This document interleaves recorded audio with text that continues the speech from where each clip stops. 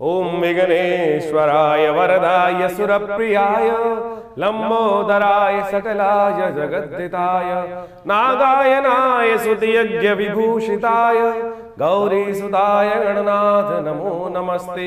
या श्री स्वयं सुकृतिनां भवने स्वलक्ष्मी पापात्मनां कृतिदयां हृदये सुबुद्धि श्रद्धा सदां कुलजन प्रभवस्य लज्जा तां तां नतास्म परिपालय देवी विश्वम। नमस्कार, स्वागत है आपका आचार्य वाणी में। मैं आचार्य डॉक्टर विक्रमादित्य आपके साथ हूँ। आज की राशि के हम बारे में बात करने जा रहे हैं। शुक्र प्रधान वृषभ राशि और शुक्र बदलने जा रहे हैं अपनी चाल। अगस्त के अंतिम में शुक्र और बुध जिस प्रकार का योग बना रहे हैं उसको महालक्ष्मी योग बोला जाता है।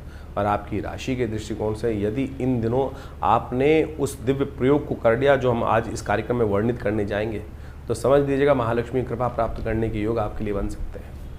देखिए, बारिश तो होती है, हर क्षेत्र में होती है, कभी कहीं कभी कहीं कभी कहीं। कईयों के लिए वो बारिश लाभदायक हो जाती है, कईयों के लिए बारिश नुकसानदायक हो जाती है। जो उस समय को सदुपयोग कर लेते हैं, अब किसी ने खेत खोद ही नहीं रखा है, व्यवस्था बनाई नहीं रखी है, तो उसके लिए तो वो कहीं ना कहीं नुकसानदायक हो सकती है। लेकिन जिन लोगों ने व्यवस्था बना रखी है, अलर्ट हैं, समय का उपयोग कर रहे हैं, उनके लिए वो समय पूरा कहीं ना कहीं ताकत देने को तैयार बैठा है। तो ज्योतिष यही विज्ञान है। तो यही बताने जा रहे हैं आपकी राशि के दृष्टिकोण से। वृषभ राशि वालों, शुक्र महाराज आपकी राशि में बुध के साथ जिस प्रकार का एक योग बनाकर तैयार हो रहे हैं, वो कहीं ना कहीं लॉटरी खोलने के योग आपकी राशि में बनाकर तैयार, पुरुषार्थ से बहुत सारे अच्छे योग बनाने को आपके लिए आगे बढ़ाने को तैयार बैठा है। नया शोध सहयोग मिलने को तैयार बैठा है आपकी राशि में। बहुत सारे लोग, आपके परिवार के लोग, कई लोग ऐसे हैं जो आप जिनको आप थोड़ा अवॉइड करते हैं, वो भी आपकी किस्मत को जगाने के लिए इस वक्त कहीं ना कहीं योग बनाते दिखाई दे रहे हैं। तो वृषभ राशि वालों, थोड़ा सा अपने आप को बैलेंस करके समझ चीज़ों को समझते हुए आपको कार्य करने की ज़रूरत है। इन दिनों दिन बड़े विचित्र हैं। कुछ योग ऐसे बन रहे हैं कि जो आप पर कलंक लगा सकते हैं। यदि आपने गलत रास्ता पकड़ लिया तो वो कहीं ना कहीं आपकी किस्मत के दरवाजे बंद भी कर सकते हैं और कहीं ना कहीं चलती हुई रास्ते, आगे बढ़ते हुए रास्ते को बंद कर सकते हैं। और शास्त्र में ऐसे प्रमाण हैं, वो भी हम आपको देने वाले हैं आज इस कार्यक्रम के अंदर। नहीं समझोगे तो समझो कि आपके लिए नुकसान के योग बन सकते हैं। वो सब उदाहरण के द्वारा यदि आप समझ लें तो बहुत, वो सारे उदाहरण इस कार्यक्रम में हम आपके समक्ष आज साथ जोड़ेंगे और उन सब सिद्धांतों को समझाने का प्रयास करेंगे। ये समय आपके लिए दो धारी तलवार की तरह उपस्थित हो रहा है। मंगल शनि का टकराव चल रहा है, महालक्ष्मी योग बना हुआ है, सूर्य केतु के साथ विराजमान होकर आपकी किस्मत को जगाने के तैयार बैठे हैं। तो ऐसे में उस सब चीज़ों को उपयोग करते हुए कार्य करने का आपको प्रयास करना चाहिए, तो बहुत अच्छा रहेगा। क्या है ग्रहों का खेल, कौन सा दिन आपकी किस्मत जगाने वाला है और कौन सा जो दिन है, कौन सा समय है, कौन सा काल ऐसा है जो आप पर कहीं ना कहीं घात लगाने को भी तैयार बैठा है। कब कैसे बचना है, सामने वाले को जवाब कैसे देना है, वो सारे ग्रह हम आपके समक्ष रखेंगे। सबसे पहले बात कर लेते हैं आपकी राशि के दृष्टिकोण से, वृषभ राशि के दृष्टिकोण से। 21 अगस्त के दिन बृहस्पतिवार का अवसर, त्रयोदशी तिथि उस दिन विद्यमान है और ग्रह नक्षत्र के दृष्टिकोण से आपकी राशि में स्वग्रही चंद्रमा शुक्र के साथ, बुध के साथ बहुत सुंदर योग बना के तैयार हैं। क्योंकि इस दिन रात्रि में करीब करीब 1 बजे से पहले शुक्र आपकी राशि में से पराक्रम का नया एक उदय करने का चैप्टर नया लिखने के योग बना रहे हैं। इस पराक्रम को आपको लाभ, इनोवेशन, नई सोच, नए विचार, कुछ नई खोज करने के योग, आपका दिमाग उस तरफ आपको ले जा सकता है। बृहस्पति आपकी राशि में वैसे ही कहीं ना कहीं इस वक्त बहुत सुंदर योग बनाकर तैयार बैठे हैं। तो इस समय को महालक्ष्मी योग को उपयोग करने की ज़रूरत है। ये सिद्धांत हम आपको बताएंगे पूरे कार्यक्रम में, समझ लीजिएगा। एक एक सिद्धांत ऐसा है जिसका यदि आपने सही चीज़ में इस्तेमाल कर लिया तो बहुत अच्छा रहेगा। ध्यान रखिएगा, इस दिन नए कार्यों को करने से बचना चाहिए, क्योंकि भद्रा का योग बन रहा है करीब करीब 1 बजे के आसपास से। तो उससे पहले नए कार्यों को आरंभ ना करें। उसके बाद नए कार्यों को आरंभ, उससे पहले तो कुछ करना चाहो तो कर सकते हो, बहुत बढ़िया रहेगा। इस दिन कोशिश ये करें, बृहस्पति को थोड़ी ताकत देने का प्रयास करें। बृहस्पति को ताकत देने के लिए केसर का तिलक करें, थोड़ा सा गुरुजन की सेवा करें, गुरुजन का आशीर्वाद देने का प्रयास करें, तो आपके लिए बहुत अच्छा योग बन सकता है। 22 तारीख शुक्रवार का अवसर, चतुर्दशी तिथि विद्यमान है। अघोर 14 इस दिन योग बना हुआ है। ग्रह नक्षत्र आपकी राशि के दृष्टिकोण से एक अच्छा योग बना रहे हैं। बस थोड़ा द्वंद्व को दूर करने का प्रयास करें। इन दिनों मनोमस्तिष्क में विचार में शनि मंगल के टकराव के कारण से छोटी छोटी बातों में कुछ ना कुछ द्वंद्व उपस्थित हो जाता है। उस द्वंद्व से बचने का आपको प्रयास लगातार करते रहना चाहिए और उसके लिए थोड़ा उपाय करेंगे तो अच्छा रहेगा। और ऐसा हो सके तो दूध के द्वारा भगवान शंकर का इस दिन अभिषेक करना आपके लिए अच्छा रहेगा। वर्षा ऋतु समाप्त, शरद ऋतु आरंभ हो रही है। धीरे धीरे आपका जो वातावरण बदलने की तरफ जा रहा है, गर्म से थोड़ा थोड़ा शांति शीतलता आने का योग, सुहाना समय आने के योग आपकी राशि में दिखा रहा है वो प्रदर्शन। तो ऐसे कोशिश ये करें, धीरे धीरे अपने स्वभाव में परिवर्तन करने का हमको प्रयास करना चाहिए। 23 तारीख शनिवार का अवसर, अमावस्या तिथि है, शनिचरी अमावस्या का योग बना हुआ है। ग्रह परिवर्तन की तरफ जा रहे हैं और ये परिवर्तन सूर्य के साथ विराजमान होकर चंद्रमा और साथ में वो जो केतु है, ये कहीं ना कहीं आने वाले समय में ग्रहण बनाएगा। ये योग ध्यान रखिएगा, और ये ग्रहण बनाएगा तो कहीं ना कहीं कुछ ना कुछ उपयोग आपके लिए बनाएगा, और ये ग्रहण आपकी राशि के दृष्टिकोण से कई नई अपॉर्चुनिटीज़ आपके लाने के योग बनाएगा। आगे आने वाले समय में उस ग्रहण का प्रभाव भी आपको बता देंगे। लेकिन इस समय ध्यान रखें कि ये समय जो ग्रहों का परिवर्तन हो रहा है, ये आपके लिए थोड़ा सा कहीं ना कहीं आपके सुखों में थोड़े से कहीं ना कहीं अंधेरा लाने का योग बना सकता है। थोड़ा खर्चे अननेसेसरी बढ़ाता दिखाई देगा। मकान के संबंध में, थोड़ी ज़मीन जायदाद के संबंध में, कुछ रिपेयर ये वो, यानी घर मकान के सुख के संबंध में कहीं ना कहीं थोड़ी सी, गाड़ी घोड़े के सुख में कहीं ना कहीं कुछ ना कुछ टायर पंचर के कुछ खराब, ये ऐसे योग बनाता दिखाई देगा। तो ऐसे में इसको ठीक करने के लिए अच्छा रहेगा कि आप कुछ ना कुछ उपाय करते रहें। ऐसे में कुछ गरीबों को भोजन कराना, कुछ कराना, काली चीज़ों का दान करना, साबुत उड़द का दान करना, ये सारे उपाय हैं, इनको करेंगे तो अच्छा रहेगा। 24 तारीख रविवार का अवसर, प्रतिपदा तिथि विद्यमान है और इस दिन खास योग बन रहा है कि जो आपके आने वाले समय में कष्ट होने वाले हैं उससे बचने का रास्ता आपको दे दे। इस दिन ग्रहों का योगायोग आपकी राशि के दृष्टिकोण से जो बन रहा है, स्वास्थ्य के मामले में थोड़ा ध्यान रखने की ज़रूरत रहेगी। सूर्य को जल दें, हो सके तो नमक का दान करने का प्रयास करें, वो अच्छा रहेगा। एक बात और ध्यान रखें, आगे आने वाले समय में चंद्रमा का दर्शन करने से कलंक लग सकता है, लेकिन इस दिन शाम को थोड़ी देर के लिए चंद्रमा दिखाई देंगे। साउथ की तरफ थोड़े से चंद्रमा निकलेंगे और वो कहीं ना कहीं यदि दर्शन कर लिए आपने उनके, बहुत छोटे से बाल के बाहर के चंद्रमा उस समय दिखाई देंगे। चंद्रमा निकलेंगे तो सुबह ही, लेकिन सूर्य के साथ ही निकलेंगे, लेकिन सूर्य के कारण से दिखाई नहीं देंगे। शाम को सूर्य अस्त होने के बाद थोड़ी देर के लिए चंद्र दर्शन होगा और इस दिन जो चंद्र दर्शन कर लेगा उसके वारे न्यारे होने के योग बन सकते हैं। उसके लिए किस्मत में ऐसे योग बन सकते हैं कि एक कवच मिल जाएगा कि लाख दुश्मन बुरा चाहे आपका, लाख दुश्मन आपको फंसाना चाहे, लेकिन वो फंसा नहीं पाएगा। शास्त्र के दृष्टिकोण से क्या है उसका महत्व, वो भी हम आपको बताने वाले हैं, लेकिन चंद्र दर्शन कर जरूर लीजिएगा। चंद्र दर्शन यदि हो जाए तो माता पिता का आशीर्वाद, गुरुजन का आशीर्वाद भी ले लीजिएगा, गौ पूजन कर लीजिएगा, कुछ दान पुण्य कर दीजिएगा, अच्छा रहेगा इस उपाय से आपके लिए। 25 तारीख सोमवार का अवसर, द्वितीया तिथि विद्यमान है और इस दिन ग्रहों का परिवर्तन का युग तो देखिए हर रोज़ चलता ही रहता है। ये परिवर्तन मंगल के साथ आपके मन का स्वामी विराजमान हो जाए तो क्या होता है, मन सद जाता है, चीज़ें आपके फेवर में आनी शुरू हो जाती हैं। जो चीज़ें कुछ 2 दिन पहले लग रहा था कि हमारे फेवर में नहीं है, ये ऐसा योग बन रहा है कि चीज़ें आपके फेवर में आने की स्थितियां उत्पन्न होने के योग बनते दिखाई देंगे। चीज़ें आपके फेवर में आती भी दिखाई देंगी, ऐसा योग बनता दिखाई दे रहा है। थोड़ा और साथ लीजिए, थोड़ा और अच्छा कर लीजिए। सफ़ेद चीज़ों का दान, सफ़ेद मिठाई, सफ़ेद मीठे, बर्फ़ी बनी इत्यादि, मखाने इत्यादि, इनका सेवन, इनका दान करना आपके लिए अच्छा रहेगा। 26 तारीख मंगलवार का अवसर, तृतीया तिथि विद्यमान है और इस दिन वराह जयंती है और विश्व के कई कोनों में इस दिन गणेश चतुर्थी का योग भी बनेगा, क्योंकि मध्याह्न व्यापिनी चतुर्थी ली जाती है। कई क्षेत्रों में मध्याह्न व्यापिनी चतुर्थी इसी दिन व्याप्त होगी।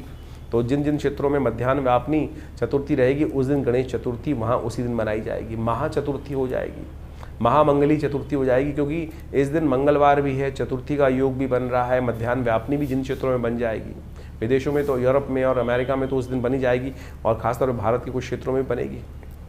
तो ऐसे में इसका उपयोग यदि आप कर लें, गणेश जी का सुंदर स्तवन करें। वराह जयंती भी है इस दिन। ग्रह नक्षत्रों के दृष्टिकोण से ग्रह योग आपके लिए जो योग बना रहे हैं वो करीब करीब 70% 75% आपके फेवर में बनते दिखाई दे रहे हैं। इस समय का उपयोग करते हुए कार्य करना चाहिए, आशीर्वाद लेना चाहिए। विघ्नों को दूर करने वाले गणेश जी का स्तवन, हमने विवेकानंद योगाश्रम में इस सुंदर तिथि पर वराह जयंती, देखिए योग कितने अच्छे हैं। वराह जयंती, अंगारक चतुर्थी, गणेश चतुर्थी का योग और साथ साथ पत्थर चौथ का योग भी बनेगा। चंद्रमा कलंक लगा सकता है, चंद्रमा ने कृष्ण को नहीं छोड़ा, भगवान कृष्ण तक को कलंकित करने का योग बना दिया था। तो ये दिन का चंद्रमा इतना भयावह है, कारण है वो भी उसका सिद्धांत हम आपको देने वाले हैं। लेकिन हमने विवेकानंद योगाश्रम में इन समस्त शुभ योगों को और नेगेटिव हर चीज़ को हटाने के लिए इस दिन गणेश जी को सिंदूर, शंकर भगवान हनुमान जी को सिंदूर चढ़ाने का सुंदरकांड का पाठ, हनुमति यज्ञ, गणेश यज्ञ, मंगल ग्रह शांति महायज्ञ, ये सब कार्यक्रम रखे हैं, भंडारा रखा है। आप सब लोग उसमें सम्मिलित हो सकते हैं। ये शाम को कार्यक्रम रहेगा विवेकानंद योगाश्रम में दिल्ली में। आप सब उसमें सादर आमंत्रित हैं और अपने नाम से भी कराने के लिए हमारे फ़ोन पे संपर्क साध सकते हैं। 27 तारीख का दिन बुधवार का दिन है, चतुर्थी तिथि है भारत में। इस दिन गणेश चतुर्थी का योग रहेगा, पत्थर चौथ का योग रहेगा। तो ऐसे में सुंदर रूप से गणेश जी का स्तवन करके कार्य करने का प्रयास करें और भगवान के आशीर्वाद से शाम के समय से आपके लिए राशि में राजयोग का निर्माण भी होने के योग बन जाएंगे। प्रबल रूप से आपके लिए आगे बढ़ने के रास्ते बनते दिखाई देंगे। तो उसका आपको ध्यान रखते हुए कार्य करना है। सुंदर गणेश जी का स्तवन कैसे किया जाना चाहिए, क्या है सिद्धांत, वो भी समझ लीजिए। भारतीय संस्कृति में हर रोज़ एक नया त्यौहार होता है और उन कथाओं के पीछे पीछे, उन अवतारों के पीछे पीछे बड़े रहस्य की बातें छुपी हुई होती हैं, हमारे जीवन पे जो बड़ा व्यापक प्रभाव डालती हैं। गणेश चतुर्थी के दिन भगवान गणेश का प्रादुर्भाव हुआ और भगवान गणेश के प्रादुर्भाव के साथ साथ समस्त संसार में उनको आशीर्वाद मिला कि जीवन के विघ्नों को दूर करने के लिए, रिद्धि सिद्धि प्राप्त करने के लिए गणेश जी सबसे पहले प्रथम पूज्य माने गए। और प्रथम पूज्य के साथ साथ उनकी जो ख्याति थी पूरे संसार में फैली। और कहा जाता है कि गणेश जी की जो आकृति थी जिस प्रकार की, उसको देखकर चंद्रमा एक बार उनका उपहास करने के लिए उद्धृत हुए। चंद्रमा उनके स्वरूप को देखकर जब हंसे तो कहा जाता है चंद्रमा को कलंक लगा। श्री गणेश के श्राप का उनको भागी बनना पड़ा और गणेश जी के श्राप से कहा गया कि चंद्रमा अपने सौंदर्य पर जो लेकर जो इतराते हैं, उनका जो भी दर्शन करेगा उन पर कलंक लगना भी आवश्यक हो गया। उस दिन से कहा जाता है कि चंद्रमा को ऐसा श्राप लगा कि बिल्कुल आज के बाद जो तुम्हारा दर्शन करेगा, तुमको अपने स्वरूप के ऊपर इतना अभिमान है कि जिसके कारण से तुम बड़े सुंदर लगते हो कि तुम्हारे में कलंक रहेगा, जो भी तुम्हारा दर्शन करेगा उस पर भी कलंक लगने के योग बनेंगे। तब कहा जाता है चंद्रमा बड़े शोक भाव से भगवान के समक्ष उपस्थित हुए, बड़ी क्षमा मांगी। तब जाकर श्री गणेश ने उस पूरे जीवन पर्यंत के कलंक को, श्राप को केवल एक दिन पर बांध दिया। तो भाद्रपद मास की शुक्ल पक्ष की गणेश चतुर्थी जिस दिन होती है, गणेश जी का जन्मोत्सव जिस दिन होता है, जिस दिन ये घटना घटी थी, उसी दिन तक के लिए कुछ देर के लिए चंद्रमा बाहर निकलते हैं शाम के समय पर, थोड़ी देर के लिए। और वो बड़े सुंदर चंद्रमा होते हैं उस दिन जब निकलते हैं। उनकी आभा बड़ी दिव्य होती है, लेकिन वो आभा ऐसी होती है कि उस दिन जिसकी नजर चंद्रमा पर पड़ गई, उनके जीवन में वो कलंक लगना निश्चय हो जाता है कि वो कलंक लगेगा ही लगेगा। और जो उनका दर्शन कर लेता है, तो उस दिन भगवान कृष्ण तक ने एक बार उस चंद्र के दर्शन कर लिए थे। चौथ के चांद का दर्शन कहा जाता है कि बिल्कुल नहीं करना चाहिए। रामायण के अंदर भी इस भाव को रखा गया है कि बुद्धिमान व्यक्ति जो होते हैं इस बात को मानते हैं कि चौथ के चांद को नहीं दर्शन करते हैं, चौथ के चांद को दर्शन कर लेने से कलंक लग जाता है। तो इसलिए बुद्धिमान व्यक्तियों को इस बात का ध्यान रखना चाहिए। लेकिन गलती से मत्थे लग गया चंद्रमा। हम घर से बाहर निकलते हैं, कई बार सामने देखते हैं चंद्रमा निकले हुए हैं, बड़े सुंदर लग रहे हैं और ध्यान रहा नहीं, चतुर्थी है तो जिस दिन, और निश्चित मान लीजिए कलंक लगना निश्चित हो गया। भगवान कृष्ण ने भी गलती से चंद्रमा के उस दिन दर्शन एक बार कर लिए। कहा जाता है कि उनके ऊपर भी कलंक लगा सम्यंतक मणि चुराने का। कहा जाता है कथा के दृष्टिकोण से द्वारकापुरी में सत्राजीत नाम का एक उनका भाई था और वो साधना करता था, नित्यपति भगवान सूर्य की उपासना करता था। भगवान सूर्य की उपासना कर कर भगवान सूर्य को प्रसन्न किया और वो सम्यंतक मणि भगवान से प्राप्त करी। और कहा जाता है उस मणि का इतना प्रादुर्भाव था, इतना चमत्कार था कि वो नित्यपति स्वर्ण को देती थी और उस स्वर्ण को जिस प्रकार से प्राप्त होता था, जिसके पास भी वो मणि रहेगी वो स्वर्ण ही स्वर्ण में खेलता था। तो वो नित्यपति इस भाव को रखता था। लोगों ने कहा सत्राजीत को कि ये मणि तेरे लायक नहीं है, तुमको भगवान कृष्ण को दे देनी चाहिए, जिससे समाज के सुंदर कार्य हो सके, समाज में सुंदर लोगों की सहायता हो सके। लेकिन सत्राजीत अभिमान ग्रसित था। तो सत्राजीत ने उस जब सम्यंतक मणि को भगवान सूर्य से प्राप्त कर लिया तो कहा जाता है कि वो 8 पैर सोने को का निर्माण करती थी। लोगों ने कहा भगवान कृष्ण को ये मणि दे देनी चाहिए, तेरे लायक नहीं है। लेकिन वो अभिमान ग्रसित था, साधना से प्राप्त करी हुई उस निधि को कैसे किसी और को दे दे। उसने वो मणि जो थी अपने भाई प्रसेन एक दिन वो मणि पहनकर जंगल में चला गया। और जब वो प्रसेन जंगल में चला गया तो कहा जाता है कि वहाँ उसका युद्ध जामवंत से हुआ। जामवंत से युद्ध होने के बाद प्रसेन को जामवंत ने मार दिया और जामवंत ने जब प्रसेन को मार दिया तो सत्राजित वहाँ पहले से ही इस बात से भाव था उसको कि भगवान कृष्ण इस मणि को प्राप्त करना चाहते हैं, जबकि भगवान की कोई इच्छा नहीं थी। वो समाज की बात कर रहे थे। समाज में बहुत सारे लोगों ने इस बात को रखा था कि सत्राजित ये मणि तेरे स्वरूप के अनुसार से नहीं है, इसको भगवान कृष्ण के पास ही होनी चाहिए। इस भाव को मन में रखकर, क्योंकि वो देव योग से घटना घट चुकी थी कि भगवान ने चंद्र का दर्शन कर लिया था, कलंक उन पर लगना था और वो कलंक लग गया सब पूरे राज्य के अंदर। इस बात को सत्राजित ने आक्षेप किया भगवान, क्योंकि भगवान ने चुरा ली मेरी मणि। तो कहा जाता है कि भगवान इस आरोप से मुक्त होने के लिए जिस प्रकार से उनके चरणों को देखते हुए, प्रसेन के चरणों को देखते हुए जंगल में गए। जंगल में जाके देखा कि वो चरण जो है एक गुफा की तरफ जा रहे हैं और उस गुफा से एक प्रकाश सा बाहर निकल रहा है।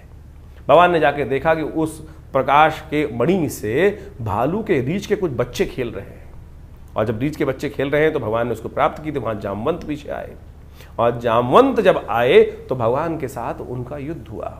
इससे पहले पूर्व में कथा आती है शास्त्र के दृष्टिकोण से। जामवंत कौन है? जो भगवान राम के समय थे।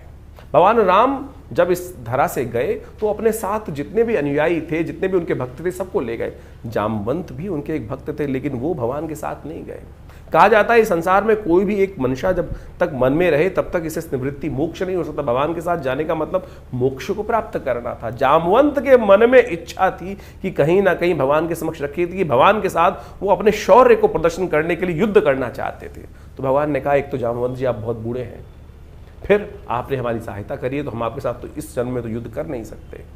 तो इसी कारण से कहा जाता है कि वो इतने लाख वर्ष इसी धरा पे रहे। और जब फिर भगवान कृष्ण का अवतरण हुआ तब भगवान कृष्ण के साथ उनका युद्ध हुआ, और युद्ध में 21 दिन तक लगातार युद्ध होने के बाद वो युद्ध में कहा जाता है कि जामवंत हारे, और वहां से भगवान ने मणि भी प्राप्त करी और जामवती को भी प्राप्त किया, और उन दोनों को लेकर पुनः द्वारका पधारे और वो सत्राजित को वापस करी और पूरी कथा सुनाई। कहा जाता है इस कथा को सुन लेने से वो जो कलंक होता है वो नहीं लगता है। तो इस बात को हमें ध्यान रखें। इसके साथ एक और बात बता देते हैं हम आपको, इस कथा के साथ साथ समझ लेनी चाहिए कि इससे पहले जो दूज का चांद निकलता है, जो इसी मास में शुक्ल पक्ष का आरंभ जब होता है उस दिन दूज के दिन भी चांद निकलता है। कहा जाता है इसीलिए भारतीय संस्कृति में परंपरा बनी कि दूज का चांद अवश्य देखना चाहिए।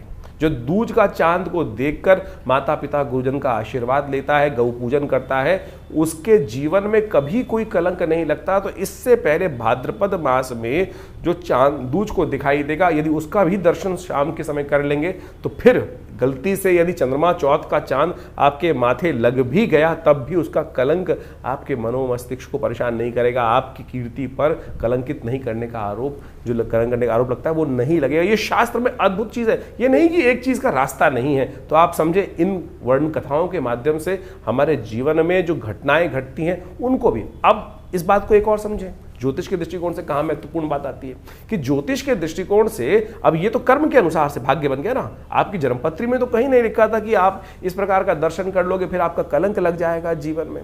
ये तो आपके जीवन में कर्म के द्वारा किया गया प्रभाव आपके जीवन में उपस्थित होता है। यानी आपकी जन्मपत्री के अलावा जन्मपत्री जो बनी वो तो आपके पूर्व अर्जित कर्मा के अनुसार से आपके जन्म के समय का एक चार्ट बनकर आया, लेकिन उसके बाद जितना आप आगे चलते जाएंगे तो आपके जीवन के घटनाक्रम जिस प्रकार से चल रहे हैं, जैसा आप कर्म कर रहे हैं उसके अनुसार से आपके भाग्य बन रहे हैं। बहुत सारे लोग इस बारे में एक प्रश्न भी कर लेते हैं कई बार। ये समझने की आवश्यकता है कि क्या हम पूर्व अर्जित कर्मों के अनुसार से ही जीवन को आगे व्यतीत करते हैं? नहीं भाई, आप उसके साथ साथ अपने प्रत्यक्ष कर्म के द्वारा भी अपने पूर्व अर्जित कर्मों को बढ़ा सकते हैं, घटा सकते हैं। दुष्कर्मों को घटा सकते हैं पुण्यों के द्वारा। जो आप यज्ञ इत्यादि, दान इत्यादि, पुण्य इत्यादि, उपाय इत्यादि विभिन्न प्रकार से करते हैं वो यही तो है। इसी के द्वारा तो पूर्व जन्म में, पूर्व समय में किए गए दुष्कर्मों का प्रायश्चित कर उसका घटन किया जाता है, उसको घटाया जाता है। तो यानी जो कर्म प्रधान विश्व रच राखा, ये भाव जो रखा गया है, यानी अब जो कर्म हो गया, मनसा वाचा कर्म, 3 प्रकार के कर्म शास्त्र में वर्णित है, उनको हो जाने से जीवन में जो प्रभाव उसका उत्पन्न होता है उसको घटाया बढ़ाया जा सकता है। जी हाँ, इस घटना के माध्यम से केवल घटना मत समझें, केवल एक कथा को ना समझें, इसका सारांश को समझने की आवश्यकता है कि क्या प्रभाव आपके जीवन में ग्रहों का पड़ रहा है। तो आप किसी भी प्रकार से यदि कोई गलती हो भी गई तो उसका प्रायश्चित करने के विभिन्न मार्ग शास्त्र में जगह जगह वर्णित किए गए हैं। तो इस कथा के माध्यम से हम समझें। तो इस दिन भगवान का स्तवन करें, श्री गणेश का स्तवन करें। अब जो कर्म हो गया, अब चंद्रमा के द्वारा भी तो गलत कर्म हुआ, वो चाहते तो नहीं थे, लेकिन क्या हुआ, सामने एक ऐसी स्थिति बनकर आ गई, भगवान शंकर के पुत्र के ऊपर हाथी का चिन्ह लग गया। तो कोई भी व्यक्ति जब कुछ ऐसी प्रकार से एक अजीब चीज़ देखता है तो उपहास उठाने का एक स्वाभाविक प्रयास करता है। वो उपहास का जो उपहास यानी हास मजाक करने का कितना दुष्प्रभाव हुआ कि चंद्रमा पर जीवन पर्यंत का कलंक लग गया। लेकिन फिर उन्होंने पश्चाताप किया, भगवान के समक्ष क्षमा मांगी। तो उस क्षमा मांग के 365 दिन पूरे जीवन का कलंक हटाकर केवल 2 आधे घंटे के लिए उस कलंक को बांध दिया गया। चल इतनी देर के लिए तेरे को प्रायश्चित इतनी देर तो करना ही पड़ेगा, इतना तूने जो किया। तो यानी जिस प्रकार के भी ये कर्म करते हैं, लेकिन सबसे पहले हम समझें कि हमारी गलत हुआ, उसको ठीक करने का मार्ग अवश्य बनाने का प्रयास करें। इन कथाओं के माध्यम से ज्योतिष के साथ हम कई बार एक कथा सुनाते हैं, तो इस बात को हमें समझना चाहिए कि इन सब का महत्व ज्योतिष के साथ है। ज्योतिष बिना पुराण के अनुसार से नहीं समझी जा सकती। ज्योतिष केवल ग्रहों का खेल नहीं है। ग्रहों को जानने के साथ साथ उनके द्वारा किए गए जो प्रभाव हैं, अच्छे या बुरे, बुरे हैं तो उनको निष्क्रिय कैसे करना है, उनका जो माध्य निकलना है, रास्ता निकलना है, वो इन जो वैदिक शास्त्र है उनके अनुसार ही निकलना है। तो हमने इस बात को आपके समक्ष इसी कार्यक्रम में इसलिए रखने का सोचा कि आपको पूरा सार समझाने का प्रयास, छोटे रूप में नहीं समझ सकते हैं तो आप किसी प्रकार की भी जीवन में चिंता करना छोड़ें। सबसे पहले तो अरे कुछ ये प्रभाव हो गया, बहुत सारे लोग से पकड़ के बैठ जाते हैं कि मेरी तो 7.5 ही चल रही है, मेरा तो ये चल रहा है, मेरा तो वो चल रहा है। अरे चलना है तो चलने दीजिए ना, उसका हम ठीक करने का रास्ता भगवान की प्रार्थना से, उन उपायों से सही मार्ग पर चलकर प्राप्त करने का प्रयास करें। बहुत सारे लोग बड़े विचित्र होते हैं, लाखों रुपए खर्च करने को तैयार है कि मैं इसको कर देता हूं, ऐसा कर देता हूं, ये पंडित जी मेरे लिए ये जब कर देंगे, ऐसा कर देंगे, वो कर देंगे। क्या? अरे आपके स्वयं करने से होने वाला है। मैं ये पहन लेता हूं, कोई अंगूठी पहन रहा है, कोई कुछ कर रहा है, कोई कुछ कर रहा है। कर्म मन से सोचने से, कर्म को सही मार्ग पे करने से तब जाकर कष्टों से निवृत्ति का मार्ग बनेगा। इसको सैद्धांतिक तौर पर आपको अच्छे से समझ लेना चाहिए। आपका स्वयं का समर्पण चाहिए, तब जाकर भगवान की कृपा आपके जीवन में प्राप्त होगी। तो ये सुंदर रूप से गणेश जी का जो जन्म की कथा है ये बड़ी अद्भुत है, और हमने इस दिन विशेष तौर पर भगवान की प्रार्थना करने के लिए आश्रम में बड़े विशेष कार्यक्रम रखे हैं। आप सब उसमें सम्मिलित हो सकते हैं भगवान की कृपा प्राप्त करने के लिए। इस बार पंचांग के दृष्टिकोण से बड़ा एक और योग बन रहा है कि जो गणेश चतुर्थी के दिन योग बन रहा है, कई क्षेत्रों के अनुसार क्षेत्रवाद रहेगा इसमें। जिन जिन क्षेत्रों में जैसे चतुर्थी 2 दिन की पड़ रही है इस बार, पूरे विश्व के दृष्टिकोण से देखा जाए तो जहां मध्यकालीन चतुर्थी जिस समय पर आ रही है, जैसे यदि हम बहुत सारे विदेश में देखें, भारत से आगे जाके देखेंगे तो वो मंगलवार के दिन ही चतुर्थी का योग पड़ रहा है जो वहाँ रहेगा, तो वहाँ महाचतुर्थी का योग बन गया। यानी गणेश चतुर्थी के दिन मंगलवार के दिन रहेगी तो महाचतुर्थी का योग बन जाएगा। तो ऐसे में मध्याह्न व्यापनी दोपहर के समय जहाँ चतुर्थी जिस समय पड़ रही है वहाँ गणेश चतुर्थी मानी जाएगी। और कलंक 14 जो चौथ है वो भी पत्थर चौथ जो है वो उसी दिन बनेगी। इसका एक नाम पत्थर चौथ भी है। पत्थर चौथ का मतलब होता है, पुराने जमाने की व्यवस्था बना दी गई थी कि भाई चांद को नहीं देखना है तो पत्थर बाजार में लोग घर से रखते बाहर मार देते थे कि भाई कोई निकलेगा ही नहीं बाहर किसी कारण से। वो कल्याण के लिए था, पत्थर मारने की परंपरा ये नहीं थी। वो पत्थर इसलिए चढ़ा दिए जाते थे कि भाई कोई निकले, गलती से किसी का जो डायरेक्ट कनेक्ट जो है वो चंद्रमा के साथ हो जाए तो फिर वो कलंक ना लगे उसको। तो उससे बचने के लिए एक परंपरा इस प्रकार से कुछ देसी जगहों में चल गई, लेकिन शास्त्र में इसको इस प्रकार से प्रमाणित नहीं किया गया है। तो वो पत्थर चौथ के नाम से भी प्रचलित हो गया है वो चौथ जो है। तो वो मंगलवार को, जिन क्षेत्रों में मध्याह्न वापनी चतुर्थी रहेगी मंगलवार के दिन, तो उस दिन वहाँ पर वो चतुर्थी मंगलवार के दिन मनाई जाएगी। और जिन जिन क्षेत्रों में रहेगी तो मंगलवार के साथ साथ बुधवार के दिन है तो वो बुधवार के दिन चतुर्थी मना रहे हैं। और इस प्रकार से आप इस कथा का श्रेय महत्व समझते हुए अपने जीवन में शुभ लेने का प्रयास करें। तो वृषभ राशि वालों, भगवान गणेश जी की सुंदर स्तुति का योग है, और ऐसे में इन खास प्रयोगों को सावधानी के साथ करने से, भगवान की कृपा प्राप्त करने के, विघ्नहर्ता गणेश जी का आशीर्वाद लेने से, जिन्होंने भी लिया भगवान शंकर ने स्वयं आशीर्वाद दिया है, ये प्रथम पूज्य बनाया है। और जो भगवान गणेश, क्योंकि शास्त्र कहता है ना, भगवान गणेश की सुंदर आराधना कर लेते हैं, उनके साथ रिद्धि सिद्धि सदा है, वो आपके जीवन में भी पदार्पण कर जाती हैं। और शास्त्र कहता है भावी मेट सके त्रिपुरारी, तो त्रिपुरारी का आशीर्वाद जिनके साथ है तो उनको तो आपको सर्वोपरि रखना ही चाहिए। 28 तारीख बृहस्पतिवार का अवसर वृषभ राशि वालों के लिए ग्रह योग परिवर्तन का स्थिति बना चुके हैं, लेकिन ध्यान रखिएगा स्वास्थ्य के मामले में थोड़ा सा मनोमस्तिष्क विचारों के मामले में समस्याएं हैं, तो विचार जो हैं वो कहीं ना कहीं आपको परेशान करते दिखाई दे रहे हैं। समय अनुकूल है, समय बिल्कुल श्रेष्ठ है, लेकिन विचार कहीं ना कहीं थोड़ा सा आपको आपके शत्रु बने हुए हैं, तो आप नेगेटिव सोचना देखना बंद कर देंगे तो अच्छा रहेगा। इस दिन ऋषि पंचमी है, रवि योग है, नए कार्यों का आरंभ करने का दिन है। ऋषियों की परंपरा से हम आते हैं, हमारे गोत्र ऋषियों के ऊपर हैं, चाहे वो कश्यप हों, चाहे वो वशिष्ठ हों, चाहे वो जो भी ऋषि इत्यादि शास्त्र में वर्णित हैं, उन सब का ध्यान करने के, सप्त ऋषियों का पूजन करने का इस दिन है। अत्रि इत्यादि, भारद्वाज इत्यादि समस्त ऋषियों को तर्पण करना चाहिए, उनका पूजन करना चाहिए और ब्राह्मणों को भोजन कराना चाहिए। उनका आशीर्वाद ये सुंदर मिल जाता है। ऋषि मार्कंडे को मिला उनका आशीर्वाद, जिनकी अल्पायु थी, इन सप्त ऋषियों के प्रभाव से ही भगवान का आशीर्वाद उनके जीवन में पदार्पण कर पाए। हमने कुछ दिन पहले उस वृत्तांत को आपके समक्ष रखा था। आप चाहें तो पुनः हमारे चैनल पर जाकर उस वृत्तांत को समझ सकते हैं कि कैसा सुंदर सिद्धांत है भारतीय संस्कृति में आशीर्वाद का, कि अल्प मृत्यु भी जो है वो अमरता में परिवर्तित की जा सकती है। ये आशीर्वाद का चमत्कार है, तो इसको ध्यान रखते हुए कार्य करें। ऋषियों का आशीर्वाद जिसको मिल जाता है, फिर उनके सब कष्ट दूर हो जाते हैं। इसलिए संत महात्माओं की शरण में जाने के लिए भारतीय परंपरा हमको अग्रसित करती है। तो 29 तारीख का दिन शुक्रवार का अवसर, षष्ठी तिथि विद्यमान है और इस दिन सूर्य षष्ठी, बलदाऊ षष्ठी और साथ साथ अगस्त तारा भी उदय होने के योग बना रहा है। ग्रह नक्षत्रों के दृष्टिकोण से थोड़ा स्वास्थ्य का, मन विचारों का, अननेसेसरी के खर्चों को कंट्रोल यदि आपने कर लिया, लाभ के रास्ते अवश्य खुल जाएंगे।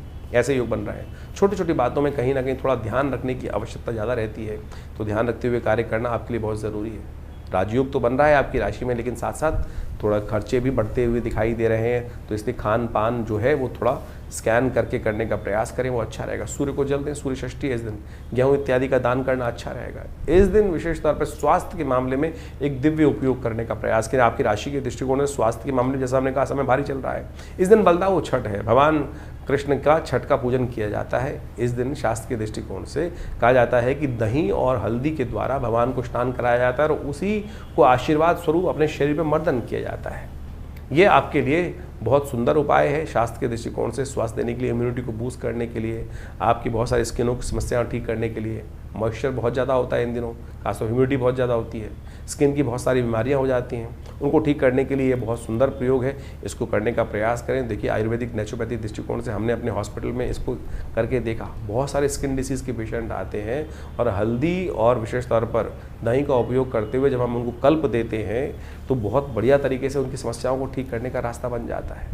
आजकल स्किन की बहुत सारी बीमारियों को ठीक करने के लिए आजकल जो मॉडर्न डॉक्टर हैं वो क्या यूज़ कर रहे हैं, वो कोई भी जो यूज़ कर रहे हैं वो ऐसी दवाइयाँ यूज़ कर रहे हैं, या तो उसके अंदर स्टेरॉइड्स हैं और या उसके अंदर पेट्रोलियम जली को इस्तेमाल किया जाता है बेस के तौर पर। तो आप समझें, जैसे आपके मुख में कोई चीज़ जाती है तो वो शरीर के अंदर जाती है, ऐसे ही स्किन में भी कोई चीज़ लगती है तो वो भी शरीर के अंदर शोषित कर ली जाती है रोमकूपों के द्वारा। तो कैसे लगा लेते हैं आप इन सब चीज़ों को जो सो कॉल्ड आज की तारीख में मॉडर्न सिस्टम ने आपके समक्ष डाल दिया है। तो आप कहीं ना कहीं सोचें, तो प्राकृतिक चीज़ों को साथ लेने का प्रयास करें। आज देखें, कई लोग ऐसे वातावरण को बनाने का प्रयास कर रहे हैं, कई लोग आपके ब्रेन वॉश करने का प्रयास कर रहे हैं एडवर्टीजमेंट के माध्यम से, ये नहीं करना चाहिए, वो नहीं करना चाहिए, ऐसा नहीं करना चाहिए, सब प्रकृति से दूर करते चले जा रहे हैं। तो मैंने आपको सिद्धांत दिया, तो आप इसको समझें। ये प्राकृतिक सिद्धांत कृष्ण जी के द्वारा दिया गया है, भगवान के द्वारा दिया गया है, तो यदि आप करेंगे तो बहुत सुंदर रहेगा। हल्दी युक्त दही से स्नान करना, भगवान को स्नान कराना, फिर उस प्रसाद स्वरूप अपने अंदर लेना, उसको बहुत अच्छा रहेगा। इस दिन अगस्त उदय हो रहा है। तुलसी बाबा लिखते हैं, उदित अगस्त पंत जल शोषा। चतुर्मास तो चल रहा है, लेकिन पंत जाने का, आगे बढ़ने का रास्ता इन दिनों खुल जाते हैं। धीरे धीरे वर्षा ऋतु थोड़ी थोड़ी कम होती चली जाती है और प्रकृति जो है वो नया कुछ प्रस्फुटित उदय करने की तरफ उदय होती है। और अगस्त उदय होने से प्रकृति में बहुत महत्वपूर्ण शरद ऋतु का आरंभ के साथ साथ एक नया उदय होने का योग भी बनता दिखाई देता है। 30 तारीख शनिवार का अवसर, सप्तमी तिथि विद्यमान है और इस दिन ग्रह थोड़े से परिवर्तन की तरफ जा रहे हैं आपके लिए, लेकिन मन थोड़ा अंदर से कच्चा कच्चा रहता दिखाई दे रहा है, उसको बल देने की आवश्यकता पड़ेगी। उसके दो कारण हैं, चंद्रमा नीच के हो रहे हैं, साथ साथ बुध अस्त हो रहे हैं। बुध परिवर्तन की तरफ भी जा रहे हैं लेकिन अस्त भी हो जाएंगे। ऐसे में बुध का अस्त होना, सूर्य के साथ विराजमान होने के कारण से ये चीज़ों को कहीं ना कहीं निष्फल करता दिखाई देगा। आपकी ऑर्गेनाइजिंग कैपेसिटी में थोड़ी कमी लाता दिखाई देगा। तो इसमें बुध को शक्ति देने की आवश्यकता लगातार पड़ेगी। वाणी संयम रखिएगा। बुध के अस्त होने से वाणी संयम समाप्त हो जाता है और बाकी चीज़ें नेगेटिव हो जाती हैं। हरी चीज़ों का दान करना, गौशाला में हरी चीज़ों का दान करके पालक इत्यादि को देना, गौ सेवा करना बहुत ज़रूरी रहेगा।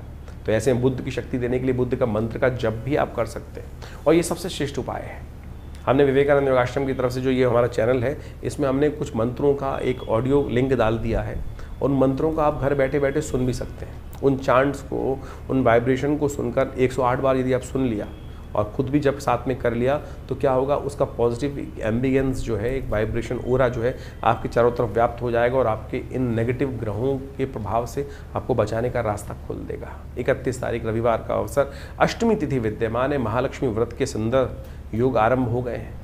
वर्षों से लोग महालक्ष्मी जी की उपासना कर उसका लाभ लेते आए हैं, लेकिन हम इस कार्यक्रम के माध्यम से आपके समक्ष वो जो शास्त्र विधि है उसको बताने का प्रयास कर रहे हैं। महालक्ष्मी की पूजन करना एक अलग चीज़ है, अनुष्ठान करना एक अलग चीज़ है। आमतौर पे जनमानस केवल भगवती को फूल, दीप नैवेद्य इत्यादि पंचोपचार पूजन करके ही सोच लेता है कि पूजन हो गया। और ज़्यादा से ज़्यादा कुछ लोग क्या करते हैं, वो 16 दिन की 16 गांठें लगाकर वो धागा धारण करके सोच लेते हैं। लेकिन अनुष्ठान कहाँ हुआ, कैसे होगा चमत्कार, क्या है उसके पीछे कथा, वो सारी रहस्य हम आपको बताने वाले हैं। तो अभी आपने नित्यप्रति राशि का फल समझने का प्रयास किया, और अब आप समझें कि सबसे महत्वपूर्ण जो इस पूरे के पूरे अगस्त के अंदर एक तिथि पड़ रही है, वो है महालक्ष्मी व्रत की। इस संसार में समस्त कार्य करने के लिए महालक्ष्मी कृपा चाहिए, और महालक्ष्मी को प्रसन्न करने के रास्ते शास्त्र में अनेक विद्यमान हैं। लोग परंपरागत महालक्ष्मी के व्रत रखते ही हैं, लेकिन महालक्ष्मी के व्रत किस प्रकार से किए जाएं, शास्त्र में उसके ऊपर अनेक कथानक, अनेक जो प्रकार हैं, उनकी पूजाओं की पद्धतियां हैं, वो विकसित की गई हैं। लेकिन सबसे ज़्यादा महत्वपूर्ण जो है वो है महालक्ष्मी को प्रसन्न करने के ये महालक्ष्मी के जो व्रत हैं विशेष तौर पर। लेकिन व्रत किस प्रकार से किया जाए, इसको हमको समझने की आवश्यकता है। ये महालक्ष्मी के व्रत जो हैं, ये भगवती महालक्ष्मी का आशीर्वाद किस प्रकार से देंगे। शास्त्र में अनेक प्रकार की कथाएं और अनेक अनेक उपनिषदों में, पुराणों में उनको बहुत महत्वपूर्ण तरीके से स्थान दिया गया है। कहा जाता है कि एक बार महर्षि भृगु भ्रमण करते करते उनकी इच्छा मन में आई कि भगवान के दर्शन किए जाएं। तो वो घूमते घूमते विष्णु लोक पहुँचे। वहाँ कहा जाता है कि भगवान श्री सागर में शेषनाग के ऊपर भगवती के साथ विराजमान थे, और योग निद्रा में उस वक्त भगवान गए हुए थे, विश्राम कर रहे थे। महाराज भृगु जब पहुंचते हैं, महर्षि भृगु वहाँ पर, तो भगवान योग निद्रा में होने के कारण से उठते नहीं हैं। तो भृगु को बड़ा विचित्र लगता है, पता नहीं किस कारणवश उन्होंने अपना जो चरण था वो भगवान विष्णु की छाती पर रख दिया और कहा कि आपका भक्त यहाँ आया और आप प्रभु आप विश्राम में हैं। कहा जाता है कि भगवान तत्काल उठे और उन्होंने भृगु को प्रणाम किया और कहा कि महाराज आप आए और मैं विश्राम में रहा। लेकिन जिस प्रकार से उन्होंने चरण से भगवान विष्णु के वक्षस्थल पर आघात किया, कहा जाता है महालक्ष्मी वहीं बैठी हुई रुष्ट हुई थी। जो रुष्ट हुई तो उन्होंने महाराज भृगु को श्राप दिया कि आज के बाद हम किसी भी प्रकार से जो आप लोगों के पास नहीं आएंगे। भृगु महाराज ने भी बड़े उत्कृष्ट प्रकार के विद्वान ऋषि रहे, और उन्होंने वर्णन, शास्त्र में वर्णन मिलता है कि उन्होंने भगवती के सामने अनुनय विनय के साथ एक प्रार्थना करी कि भगवती, ये मेरा भगवान का एक निजी संवाद था, भक्त हूँ, और भक्त की विशेष तौर पर एक भगवान के साथ अपने दास की, अपने स्वामी के साथ एक बड़ी तारतम्यता होती है, एक घनिष्ठ प्रेमता होती है। और भगवान ने कुछ नहीं कहा, लेकिन आपने श्राप दिया, मैं उसको स्वीकार करता हूँ, लेकिन ऐसे मंत्र बनाता हूँ। महर्षि भृगु के द्वारा बनाए गए श्री विद्या के अंतर्गत आए श्री सूक्त का निर्माण उन्होंने उस कथानक के बाद किया और कहा कि जो मैं क्या, ऋषि क्या, कोई भी वर्ण का व्यक्ति संसार में इन मंत्रों को जप करेगा, उनके द्वारा यज्ञ करेगा, इस पद्धति के द्वारा कार्य करेगा, तो माँ भगवती आपको उस दास पर कृपा करनी ही पड़ेगी। और उनके द्वारा बनाए गए वो मंत्र विशेष तौर पर कहा जाता है महालक्ष्मी सूक्त के रूप में उपस्थित है। ऋग्वेद में आए हुए उपनिषद के अंतर्गत, ऋग्वेद उपनिषद के अंतर्गत आए हुए महालक्ष्मी सूक्त के अंदर इन मंत्रों का वर्णन मिलता है। और सत्य माने हमने इसके ऊपर बहुत शोध किया। ये जो विधि है श्री सूक्त की, ओम हिरण्यवर्णाम हरणिम सुवर्ण रजत सृजाम चंद्राम हिरण्यमयीं लक्ष्मीं जात वेदो माव ताम आव जात वेदो लक्ष्मी मनमगामिनीं यस्याम हिरण्यम विंदेयम कामश्वम पुरुषानहम। ये जो 16 मंत्र है, हमने 2 मंत्र आपके समक्ष इस वक्त यहाँ रखे। इनको जो नित्यपति इनके द्वारा भगवती महालक्ष्मी की आराधना करते हैं, और तो कहा जाता है कि महालक्ष्मी बाध्य हो जाती हैं उस जातक पर अपनी कृपा करने के लिए। तो इन महालक्ष्मी के जो व्रत आरंभ हो रहे हैं 31 तारीख से, भाद्रपद मास के कि जो अष्टमी जो बन रही है उस दिन से ये महालक्ष्मी व्रत आरंभ जो हो रहे हैं, इस दिन से नित्यपति भगवती की षोडशोपचार पूजन करने के उपरांत इन मंत्रों का जप और नित्यपति घी के द्वारा, कमल के बीजों के द्वारा और बिल्व की सामग्री का उपयोग करते हुए, समस्त चीज़ों का उपयोग करते हुए श्रद्धा भाव से यदि नित्यपति इन मंत्रों का जप आप इन 16 दिनों में करेंगे तो भगवती महालक्ष्मी की असीम कृपा प्राप्त होने का योग बन जाता है। बाह्य तौर पर बहुत सारे लोग व्रत करते हैं, लेकिन बाह्य रूप से उनकी पूजा कर लेते हैं, प्रार्थना कर लेते हैं, उनका पूजन कर लेते हैं, और वो तो पूजा हुई, व्रत कहाँ हुआ, जो उनके समर्पण भाव हुआ। लेकिन जो मूल कारण है, जो है कृपा प्राप्ति करने का जो सिद्धांत है, फिनोमिना क्या है, वो पद्धति क्या है, वो ये श्री सूक्त का जप है, श्री सूक्त का यज्ञ है। यदि इन श्री सूक्त के मंत्रों का नित्यपति यज्ञ कर दे, हमारे इस चैनल के ऊपर आप डिस्क्रिप्शन में जाकर उन मंत्रों को देख सकते हैं। हमने उसका पूरा यज्ञ अपने इस चैनल पर रखा है, डाला है, और ज़्यादा से ज़्यादा 1.5 मिनट में वो 16 मंत्र पूरे हो जाते हैं। और नित्यपति यदि उनका 108 बार श्रवण, उसका स्तवन आप करना शुरू कर दें तो भगवती महालक्ष्मी की कृपा प्राप्त करने का जो चाहो, जैसा चाहो वैसा होने के योग, चमत्कार एक नहीं हजारों बार हमने देखा।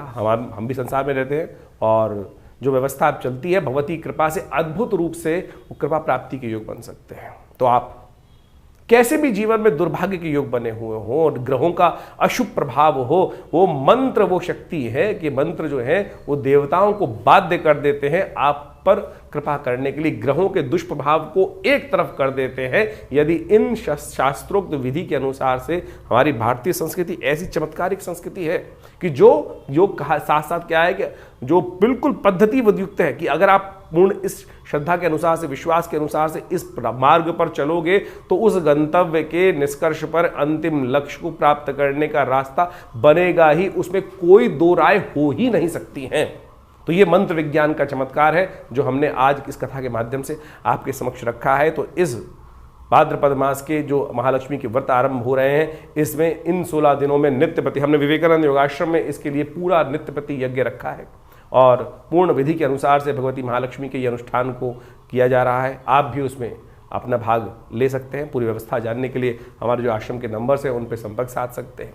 आपके कैसे भी ग्रह योग हो, कोई बड़ा का कार्य हो, हमने जितनी बार भी, जिसके लिए भी, जब भी, अपने लिए भी, जैसे जब आवश्यकता के अनुसार से करते हैं तो भगवती के ये मंत्र चमत्कार दिखाते हैं। और ये बाण वो बाण है कि लक्ष्य भेद कर ही आता है और लक्ष्य की पूर्ति की तरफ ही काम करता है।